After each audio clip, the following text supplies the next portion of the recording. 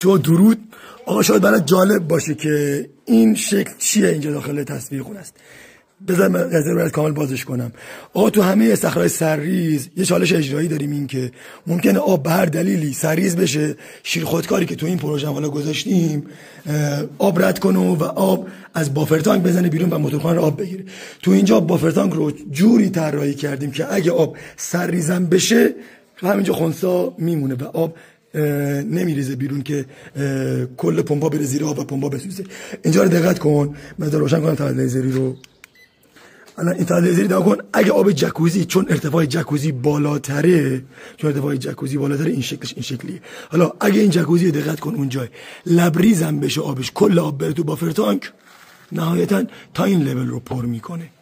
اوکی. و استخرم که نگاه هم کلا تو کفه. اوکی. یه لبه بالاتره، یعنی به هر طریق اینا تبریز بشن هیچ خطری پمپ‌ها و این چاله رو تهدید نمیکنه. نکته دیگه بگم، آقا الان شما ممکنه بگید که آقا الان آب جکوزی قاطیه. نه، اینجا طبق دیواره‌ای متناسب با نقشه‌ای که دادیم جدا شده، جکوزی کاملا جدا و لوله سرریز جکوزی از تو بدن رفته داخل اینجا و این دیوارا رو پر کرده. مخلص.